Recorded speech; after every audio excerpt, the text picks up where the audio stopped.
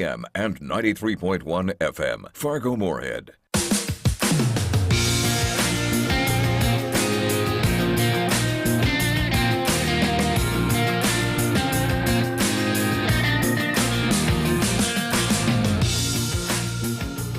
And welcome to Weather and Ag in Focus. I'm Chief Meteorologist Dean Wysocki, along with our wonderful, talented Ag Director, Bridget Riedel. Good afternoon, Bridget.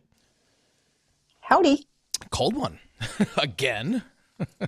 It's a little brisk out there. And as someone I have been very fortunate to have had an office morning, so I haven't been out in the cold yet, unlike some of our friends who are harvesting, moving cows, etc. I'm going to go take my licks when I go outside to dig up my carrots that I've left in the garden yet. Yes, it is a chilly one. We tied a record low this morning of 10 above. We had our first sub-zero wind chill this morning.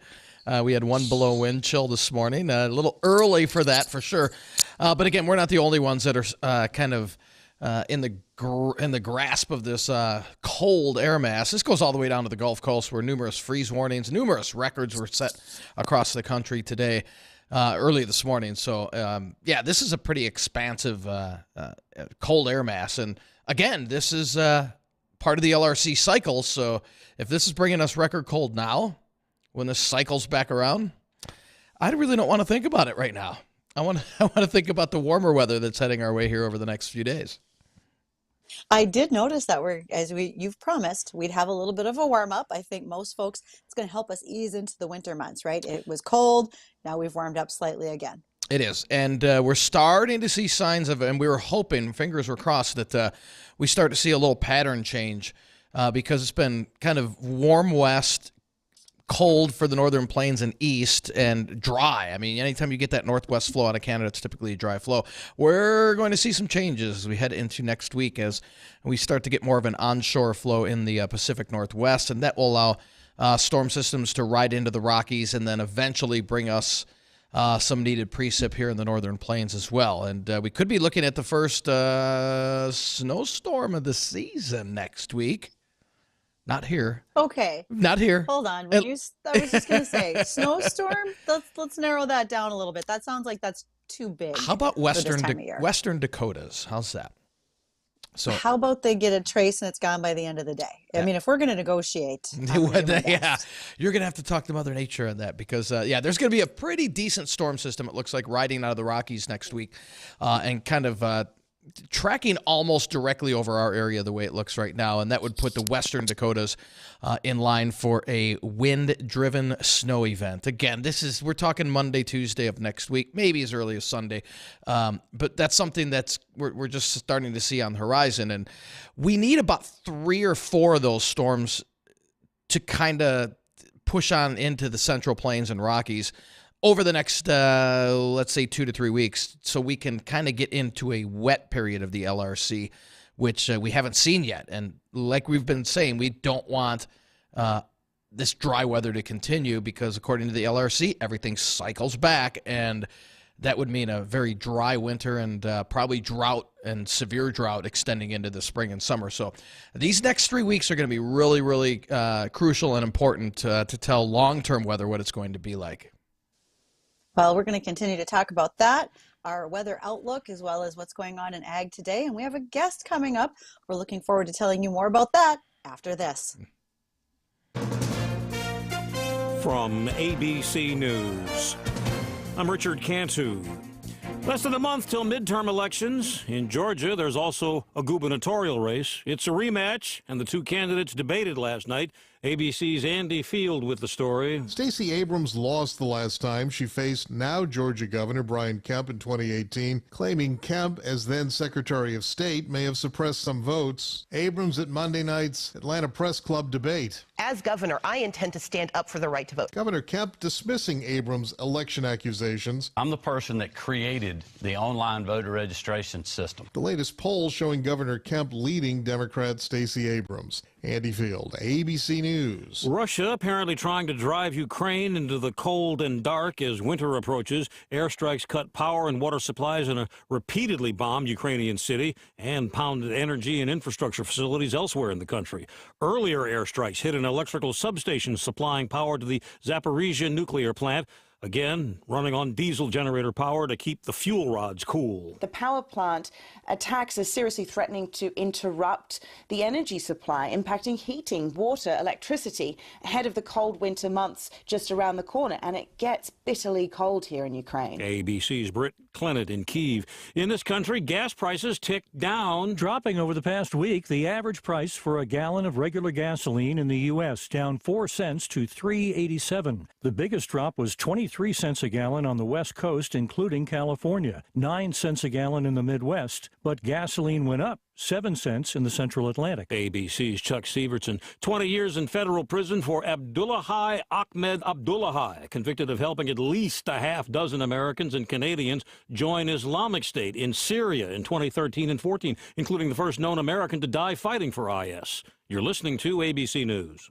Did you know there's a conservative advocacy and benefits organization with over 2 million members and counting? It's AMAC, the Association of Mature American Citizens. Here are 3 reasons why you should consider joining AMAC right now. First, AMAC saves you money from discounts on travel and lodging, cell phones and plans, access to insurance products, and more. Joining AMAC is a powerful tool against inflation. Second, with a bi-monthly magazine, daily web content, podcasts with America's thought leaders, and an app that delivers insightful coverage of the issues that matter most. AMAC is a trusted source of information. And third, the reason why people say it's their favorite is that AMAC fights for your conservative values on Capitol Hill. With more than 2 million members, AMAC is a voice that cannot be ignored, working tirelessly to preserve the freedom secured by our Constitution. Go to amac.us/liberty and join today. That's amac.us/liberty. amac.us/liberty. Do you know what people see when they Google you? Search engines don't always get it right, and when they're wrong, it's your reputation on the line. So what do you do when you don't agree with your search results? Call Reputation Defender at 800-401-6681. Reputation Defender by Norton is one of the most trusted names in online reputation repair. We have over a decade of experience in fixing people's search results, and we can help you too. Using cutting-edge approaches, Reputation Defender pushes unflattering information down to lower pages of your search results, where few people ever look. We also promote the good stuff so that it rises to the top, letting you put your best foot forward.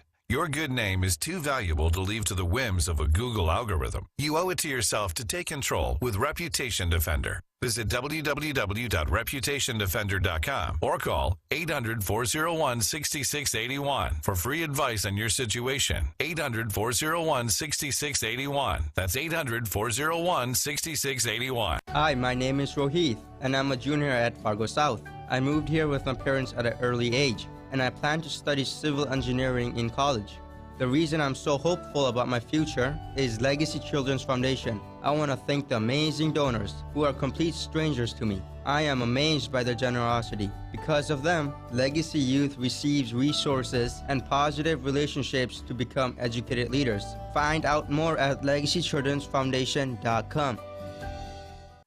Hi, this is Kevin Pfeiffer with Pfeiffer's Auction Company. Pfeiffer's upcoming October auctions include 313 acres of crop and pasture land in Mercer County, 480 acres of productive cropland in Divide County, 800 acres of cropland in Towner County near Candu and Rock Lake, 320 acres of cropland in Cass County, 160 acres of cropland in Bottineau County, and 475 acres of cropland in Clay County, Minnesota near Glen and Newland. View these auctions and many more land and equipment auctions at Pfeiffer's.com.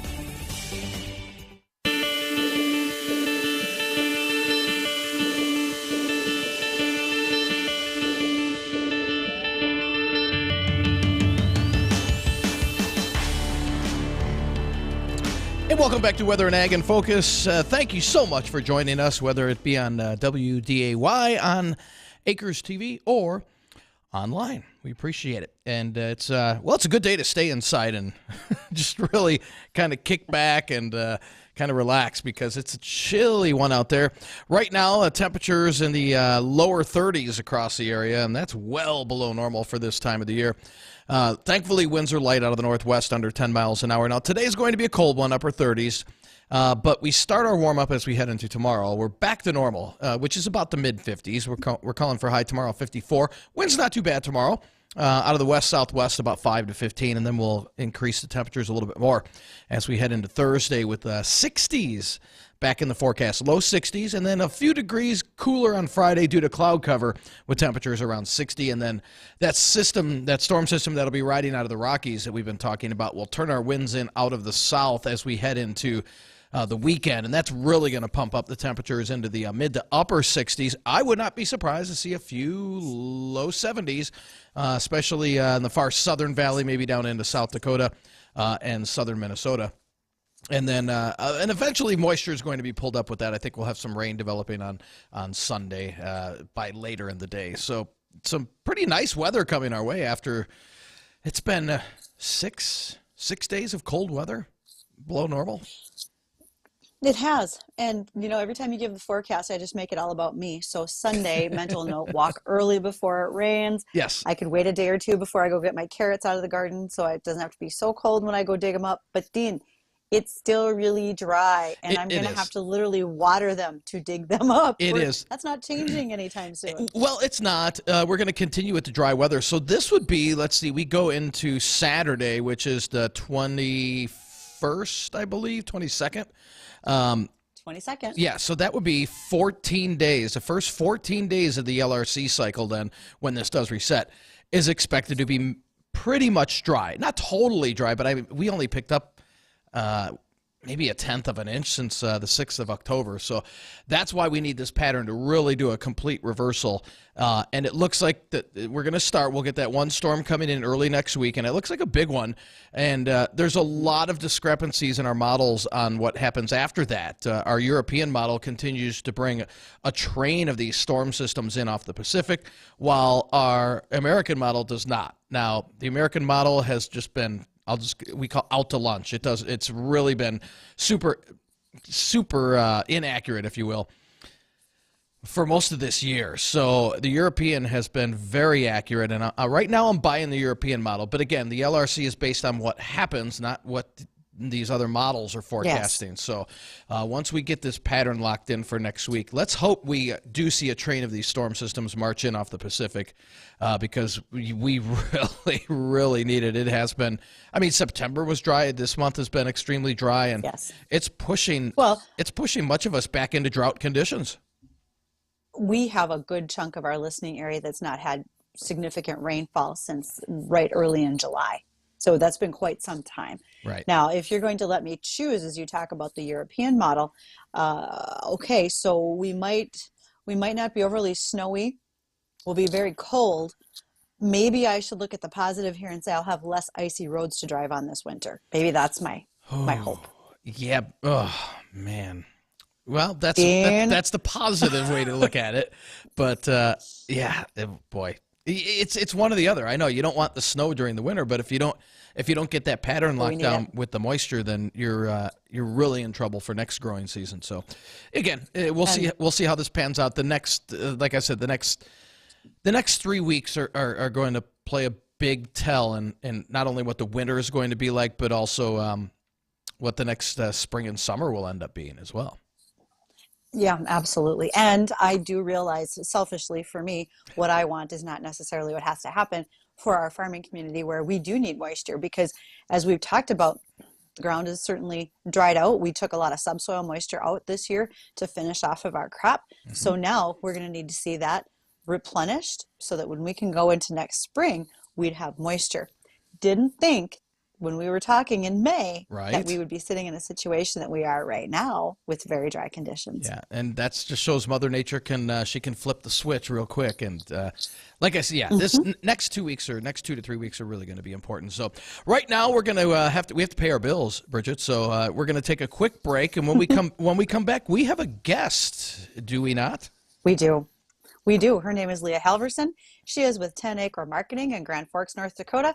We're going to hear where 10 Acre came from. She's got some very strong ties to agriculture.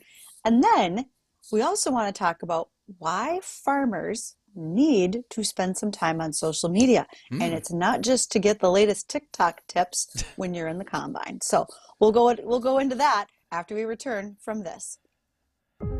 Oil and natural gas help provide the things our counties and communities need. Taxes paid by the oil and natural gas industry fund schools, roads, and flood protection across North Dakota. That means we can run our farms and businesses and educate leaders for our future. It's one of the many ways oil and natural gas are making life better in North Dakota for generations. North Dakota's oil and natural gas, advancing the possibilities.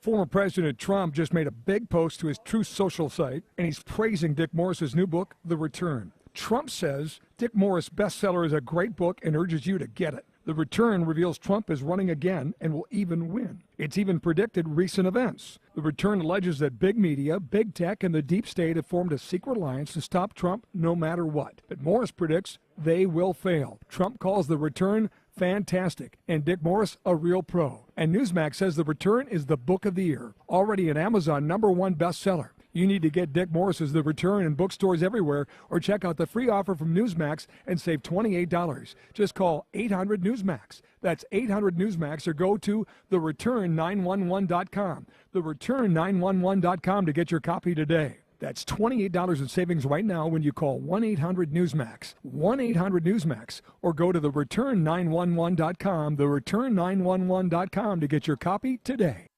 Think pink and help make a difference, because during Pucklich and Valley City's Why Pink event, we're donating $100 for every vehicle sold and $10 for every service repair order. Help us reach our goal of $10,000 donated to the JRMC Cancer Center and Sanford Roger Maris Cancer Center. So think pink and help make a difference as we raise $10,000 during our Why Pink event at Pucklich Chevrolet Buick GMC in Valley City.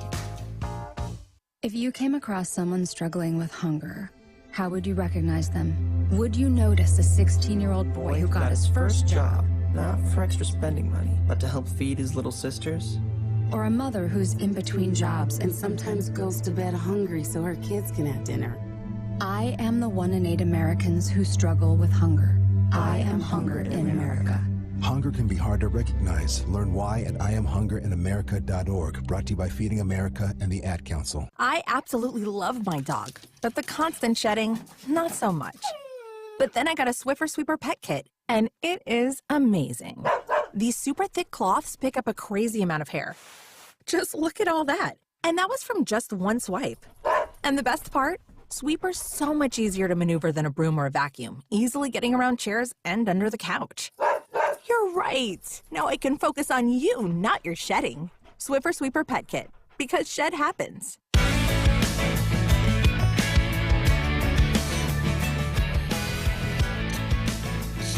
Welcome to WDAY Weather and Ag in Focus. I'm Bridget Riedel, Ag Director, along with Chief Meteorologist Dean Wysocki.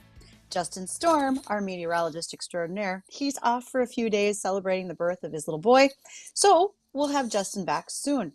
Meanwhile, for those of you who are listening, you can do so live on radio. We're live streaming also on our Facebook page, Weather and Ag in Focus, where you can like and follow us, make comments. We're also live on Acres TV if you want to watch us there. And if you have questions today as we talk, because I think we've got a great guest who's going to bring us quite a few things to talk about, you can reach us at 701-293-9000 and emails weatherandag@flagfamily.com. So many ways to reach out. Just like if someone wants to reach out to our guest, Leah Halvorson with 10 Acre Marketing. Hey, Leah, how are you? Hey, Bridget, it's great to talk to you. Thanks for having me. This is fabulous. So the first thing we need to do is talk about your background and how you got to 10 Acre Marketing and what that means for farmers, because the second half of our discussion needs to be about why farmers need to be using social media these days. And as I said earlier, not just for TikTok and the combine cab. So tell us about your business, Leah. Where did you come from? I know a little bit of your history.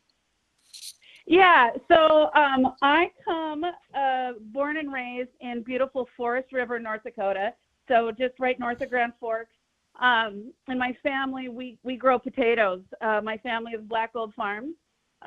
So we grow potatoes. We started in the Red River Valley, Walsh County in 1928, and we've grown potatoes every year since. And so my journey, of course, started with riding my bike, down the road to grade potatoes after school every day. And it continued. I went to NDSU. I worked at an ad agency out of college for a few years, and that ad agency was very dedicated into agriculture, and I just loved it. Right, you can take the girl off the farm, but it's still in you. And I wanted to do something creative, and so that was a perfect, as my dad likes to say, my first real big girl job out of college. And so I did that for a while. And I might age myself a little bit, but as I was there, that's when social media really became a thing, right? People were, at that time it was Facebook was, like, what are you doing? And people would say, like eating spaghetti and watching TV or whatever. And well, that was fun and interesting. We also saw that farmers were starting to talk a little bit about, what they're doing on the farm and how farming affects their life and their family and their community. And so I would call my dad back at our farm and I said, I think there's something to this social media thing. I'm only a marketer, at an ad agency, but I think there's something to it. And he's like, I don't know about this. And I said, I think we kind of have a story to tell. I don't know what's going to happen if people know what we're doing.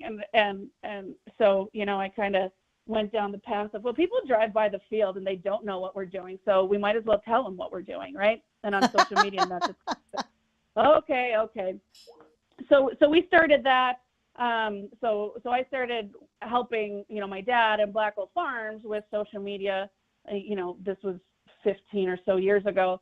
And it kind of grew and evolved, and so did our farm.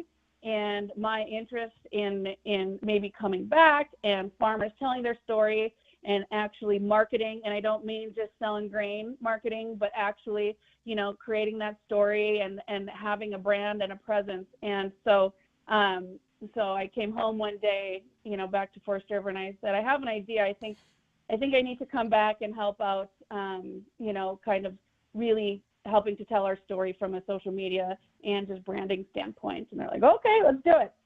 So I came back to the farm, quote unquote, to the farm. And I did marketing and business development and sales. And so I really got to, learn more about how farming had changed from, when I would ride my bike to grade potatoes to what it was doing then, which is a lot. So I did that for about 8-9 years. And then the creativity bug kind of bit me again. And so I sat down with my family. I said, I have another idea. And I kind of want to go off and do my own thing. I've been really lucky that I've had a lot of great mentors and great opportunities.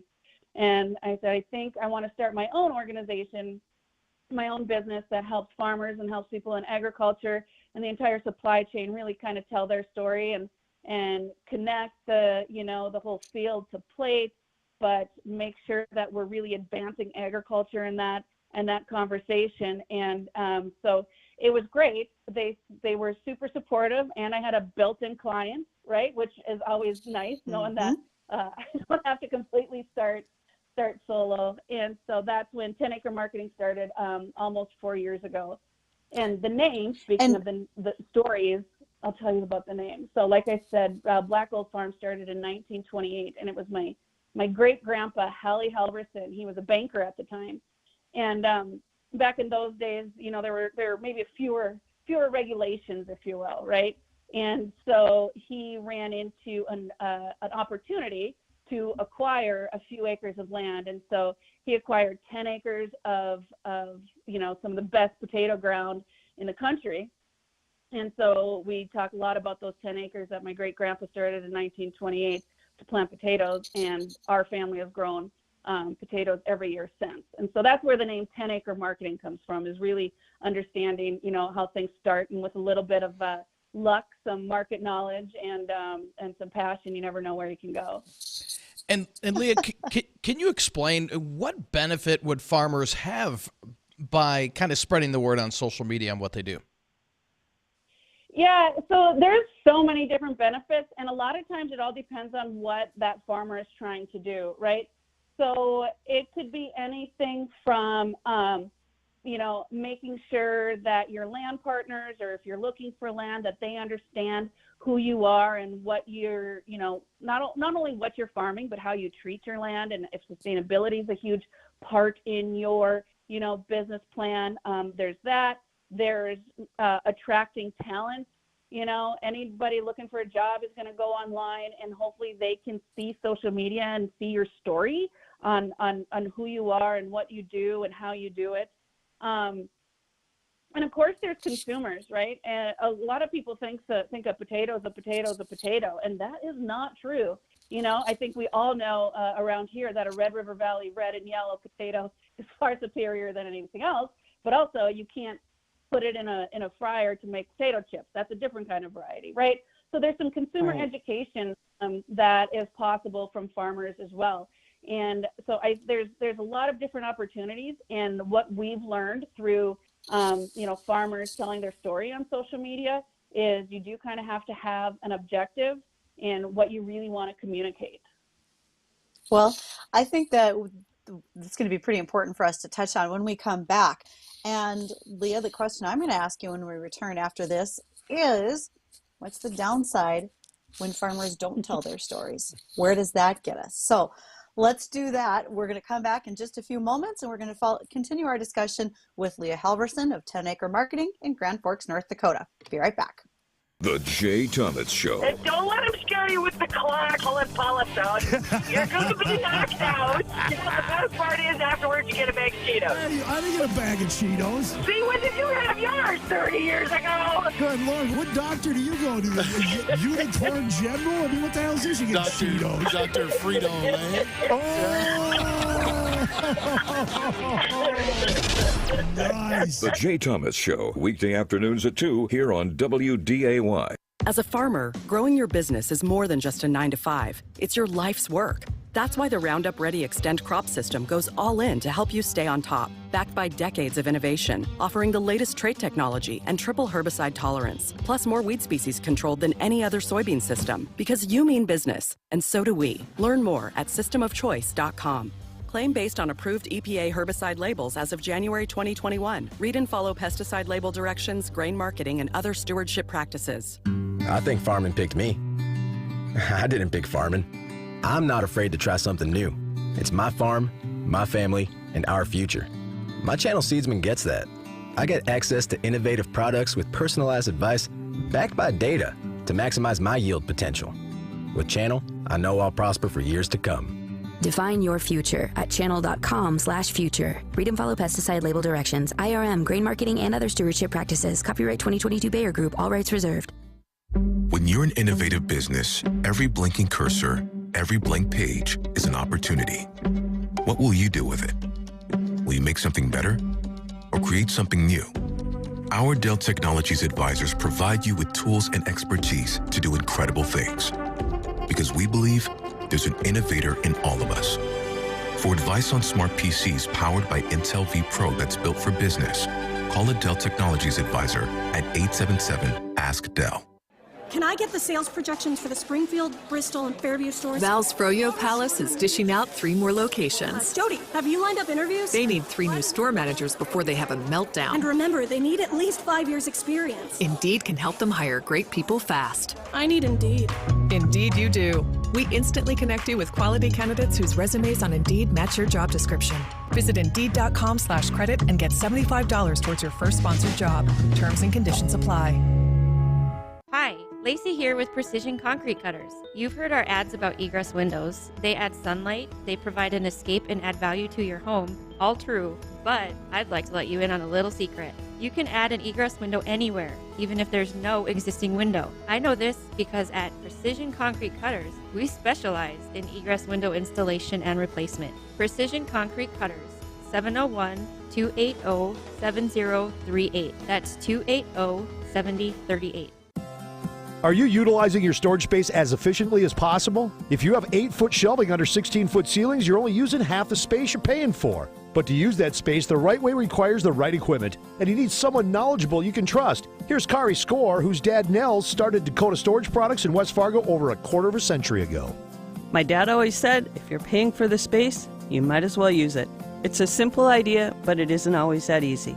That's why we have been here for more than 25 years, helping businesses, farmers, and everyone in our region make their storage space smart, safe, and efficient.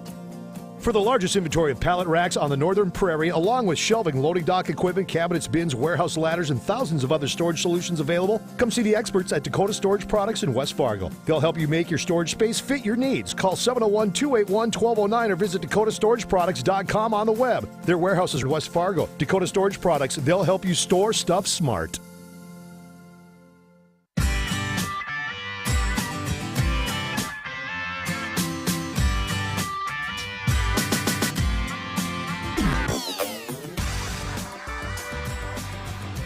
WDAY Weather and Ag in Focus. I'm Bridget Riedel, Ag Director, along with Chief Meteorologist Dean Wysocki, who's in studio today, and we await the return of Meteorologist Extraordinaire Justin Storm next week. He'll be back.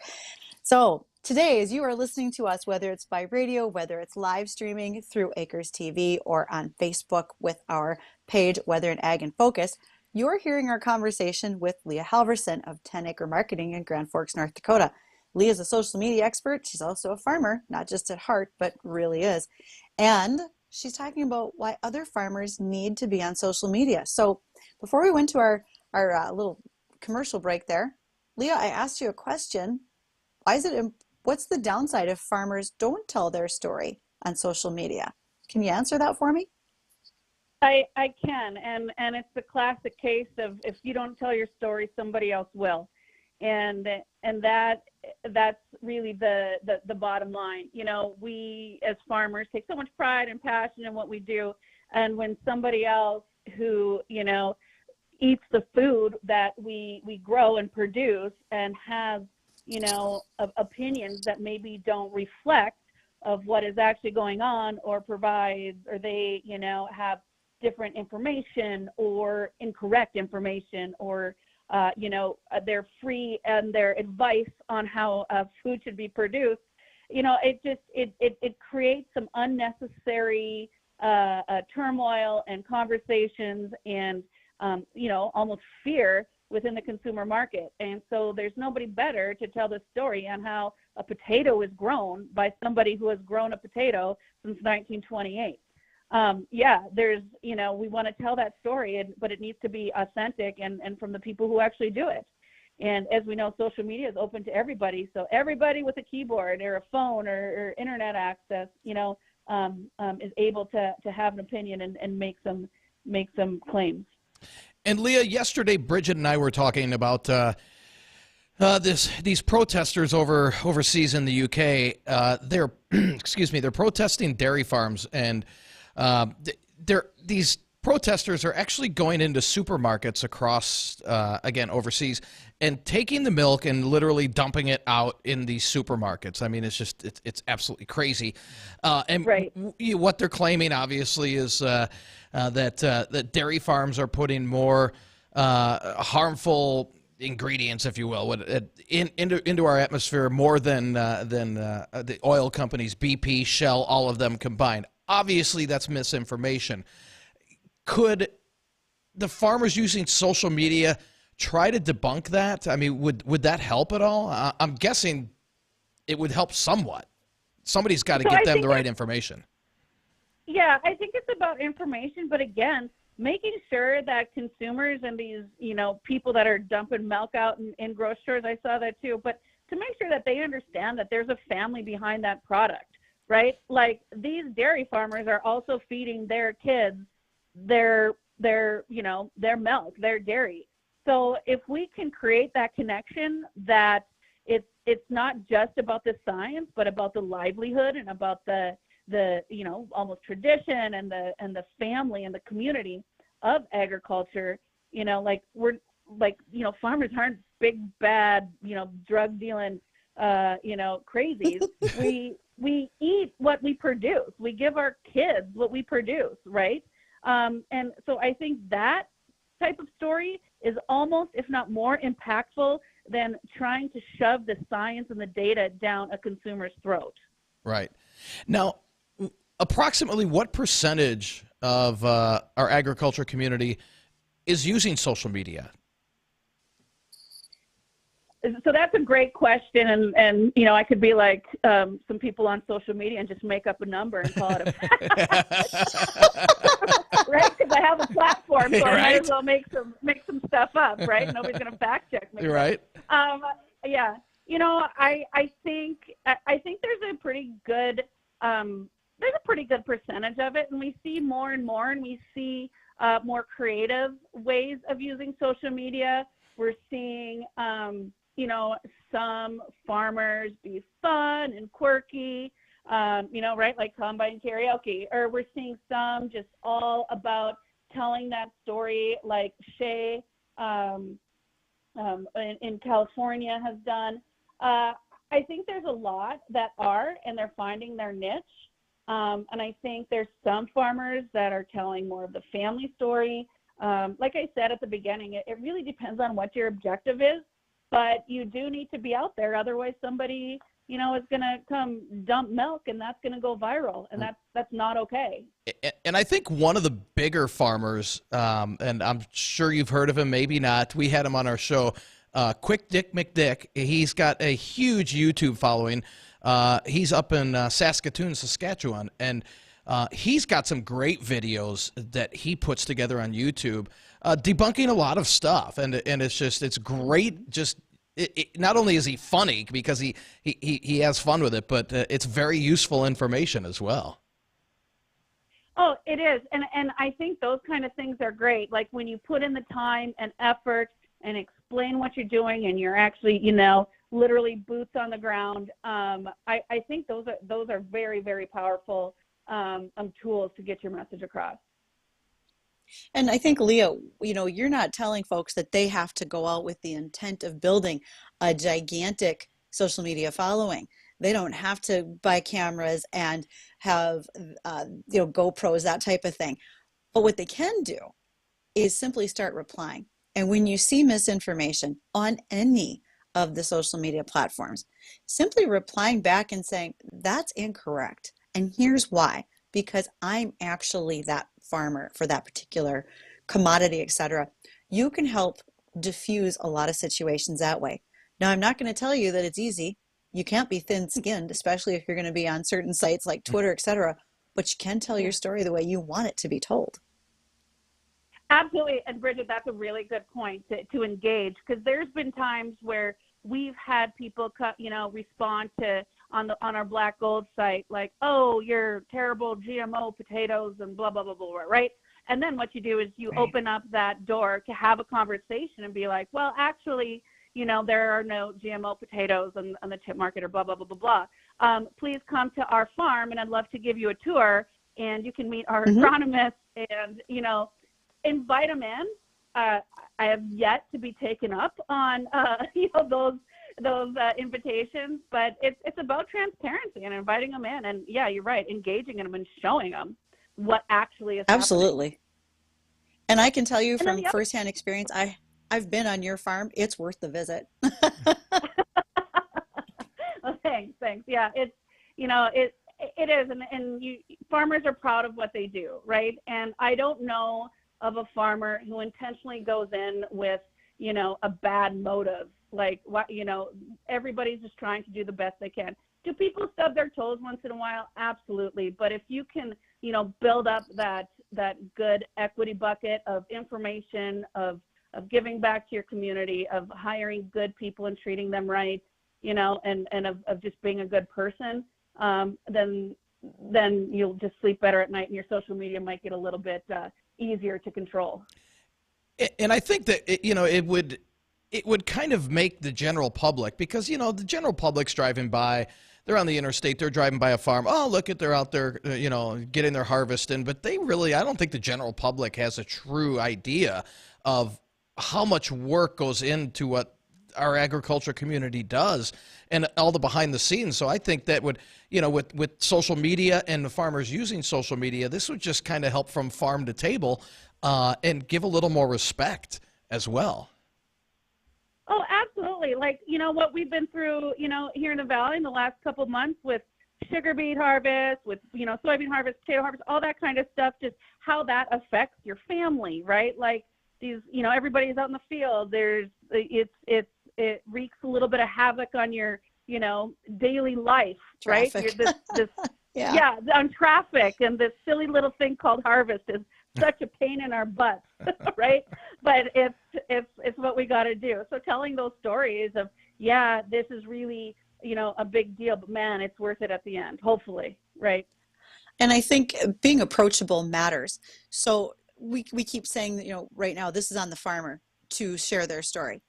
But as a consumer, please ask. You're using all those social media platforms too. And when you see something you don't understand, such as our very own Tom Tucker caught me in the hall one day and said, could you explain corn harvest to me? Because I'm a Southern California guy and I don't really know how this works.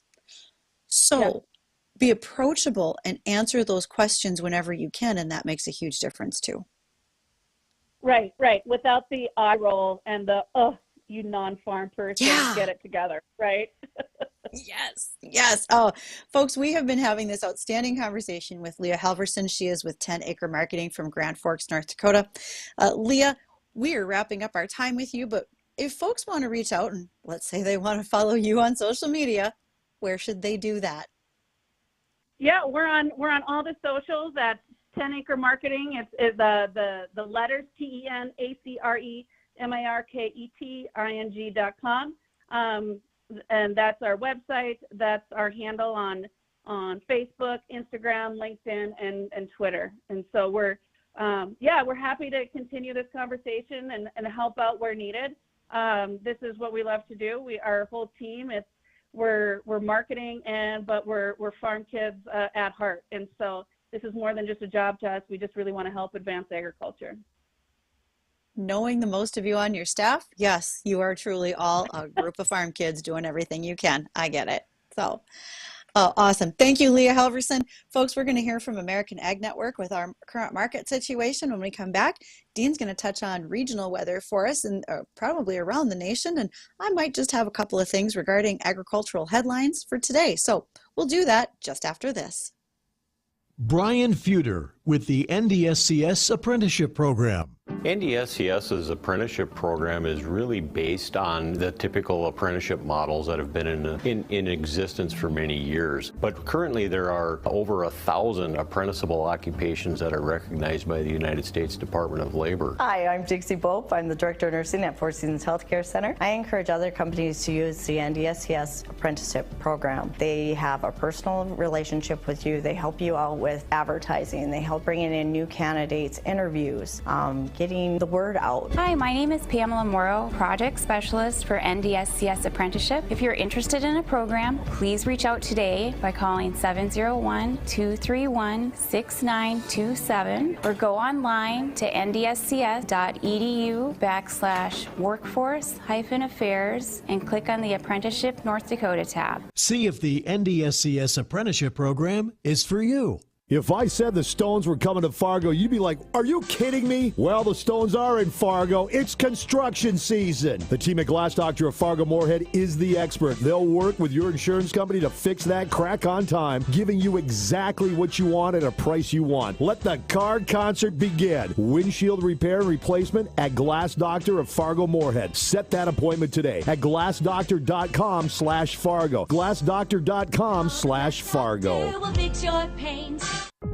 Oil and natural gas create opportunities for North Dakota. In fact, over 50,000 North Dakotans have good-paying jobs thanks to the oil and natural gas industry. Real people finding prosperity in their careers and bringing it home for their families and communities. It's one of the many ways oil and natural gas are making life better in North Dakota for generations. North Dakota's oil and natural gas, advancing the possibilities. Grains week on the day, livestock showing strength. For the American Ag Network, I'm Richard Rispa with this market update. Grains and oilseeds trimmed some earlier losses from today. However, they remained under pressure all day. While the livestock complex found some support today, led by hogs up triple digits, those crop prices remained under pressure from harvest progress, restricted barge traffic, and disappointing export activity. However, soybean oil found some support today as yesterday's NOPA report showed less soybean oil stocks than expected at the end of September. Crude oil prices were 2 to 3% lower, with several media sources suggesting President Biden may soon authorize another 14 million barrels of crude oil to be released from its Strategic Petroleum Reserve, part of the program announced in March. And there is unconfirmed talks of a Ukrainian grain deal that is still possible, but Russia is negotiating to get lighter sanctions from the West. The current deal is up for renewal in late November. And that's as Russia continues to strike back at Ukraine's infrastructure, trying to break the spirit of the Ukrainian people as winter starts to set in, even as Ukraine's troops continue to reclaim territory in the eastern part of the country. Russia destroyed nearly a third of Ukraine's power stations over the past week in an apparent attempt to set up a miserable winter for Ukrainian citizens. Ukraine authorities claim that Russia hit water infrastructure as well. A Russian drone strike hit storage facilities in Mykolaiv on Sunday night, setting sunflower oil contained in the structure on fire. Let's get a look at the closing commodity numbers. December corn down 2.5 at $6.81. November beans down 13 1/4 at $13.72. Bean meal December down $9.20 a ton at $401.80. Bean oil December up $1.90 at $68.74. Wheat Chicago December down 11.5 at $849.5. Kansas City December down 7.5 at $944.5. And the Minneapolis December wheat, that is up 2 1/4 at $957.5. Live cattle October up 60 at $148.47. Feeders October up 7 cents at $174.82. And the December lean hogs, they are up $152 at $86.47. For the American Ag Network, I'm Richard Ristvet.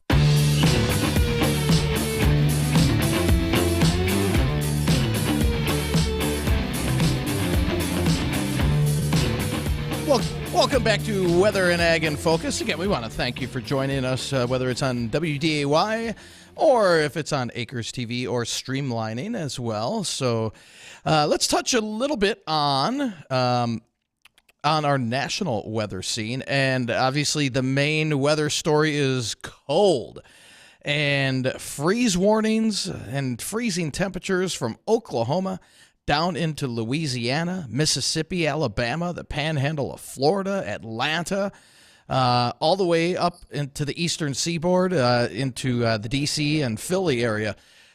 This cold air mass really taking up a good chunk of the country, generally from the northern and central plains all the way to deep into Dixie and onto the East Coast. And again, this is early in the season.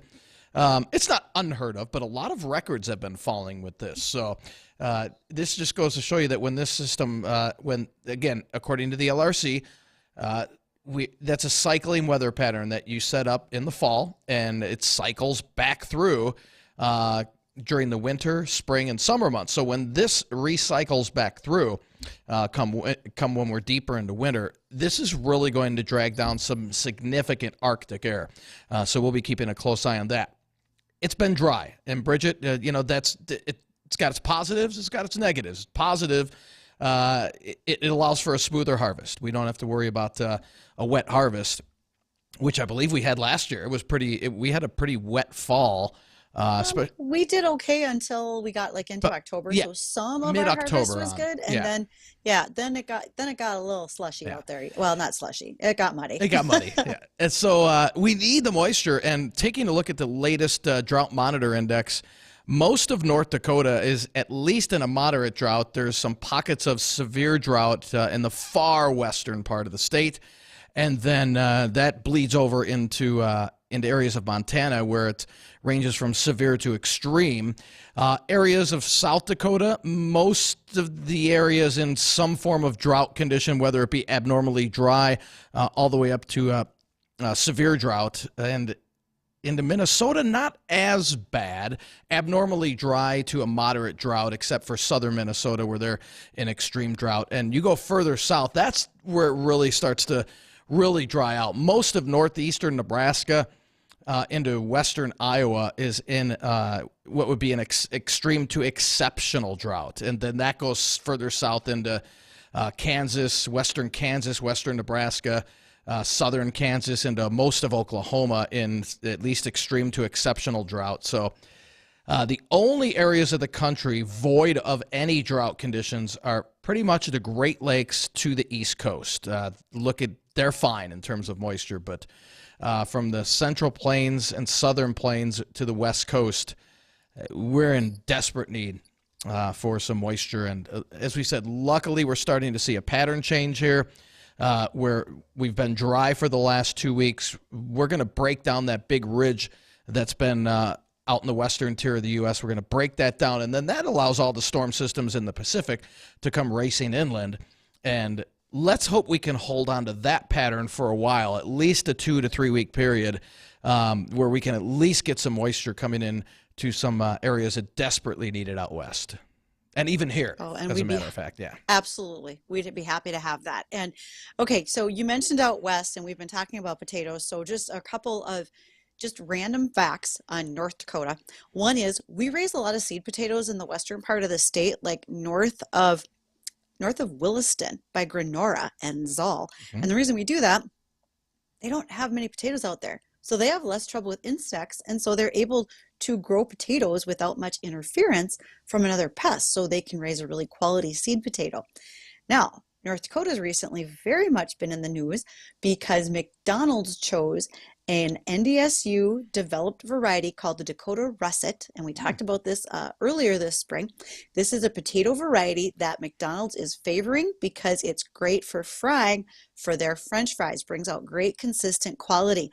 McDonald's is very, very particular on their French fries. I read yesterday they have a machine that produces somewhere in the neighborhood of 90 pounds of French fries per second because they create they just turn that over so quickly for fries. And this Dakota Russet, it meets all the requirements that McDonald's has. They are a vendor who buys a potato at very tight specifics. They don't allow just any old potato to hit the market to be a French fry for them. Well, I want to be the taste tester. I mean, and sure. Is it the oil they fry it in, or is it the actual potato that makes them one of the best? I mean, if not the best French fry.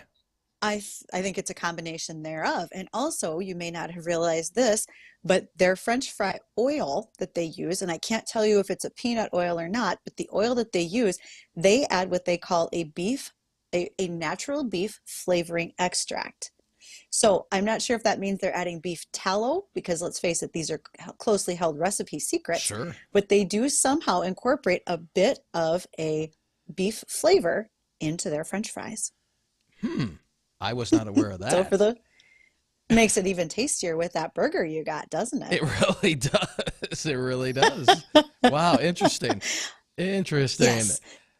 So that's just one of the little things that's going on when it comes to potatoes in North Dakota, because believe it or not, we have been a forefront for research for seed potatoes as well as new cultivars and varieties for many restaurants and here in the upper Midwest. Yeah. And I've had a couple of emails come in. One was, can you please tell us what the LRC looks like come around the third week in November? And I said, well, here's the answer. We won't know. Okay. We won't know. Again, that's further out than what our long-term models go. So when that happens, then we use the LRC to forecast what our long-term models, what they don't reach out to. But we can't forecast into November until the LRC cycle gets set. Once it gets set, we'll be able to forecast all the way out into spring and summer with some really good accuracy. So again, we've got to wait for the LRC cycle to set. When is that going to be? This year, again, is going to be different than last year. Last year we had a 62-day cycle, so that cycle didn't set itself until, let's see, early December. So this year, odds are it's not going to be that long. So hopefully we can get that cycle set by the third or fourth week in November. We'll have to wait and see, and then we'll be able to forecast out into the end of November or into December, January, February. It had another email, and this is a good point. He said, the kids that are dumping out the milk overseas should have to pay for the cleanup for the milk and then made to go work in a dairy farm for a month to see what it's actually like. Very good. That's an awesome idea. Very good point. And I do want to agree with the fact that when I first read that story, my concern was, who has to clean that up? You think you're doing a great job as a protester, but you're leaving destruction in your wake? Someone has to go clean that up. That's part of their job. Why would you want to make it any more difficult for that other person who had nothing to do with your point of your protest? Because they don't care, and it's all about them. Well, if it's all about me, we're going to talk about this our LRC cycle a little bit more, Dean. Sure. but yes, and Jacob, our producer, he says, I think those protesters probably got fined that were dumping out the milk, which is great. Let's hope. Because they should have to pay for the damages as well. Good. Yes. Good deal. So, all right. Well, we are wrapping up our show today. We are just about to the top of the hour, getting ready for the Jay Thomas Show. We really appreciate all those emails that people send. And anytime you want to call and ask questions, that's what we're here for. Just like being that resource that Leah Halvorson talked about. And you can do it at 701-293-9000, or you can email us, weather or ag@flagfamily.com. We greatly appreciate it. All right. Well, folks, enjoy the rest of your afternoon. Dean, thanks. Stay Make it warm for me tomorrow. Okay. You got it. And Jay Thomas is up right after this. 970 WDAY AM and 93.1 FM, Fargo Moorhead.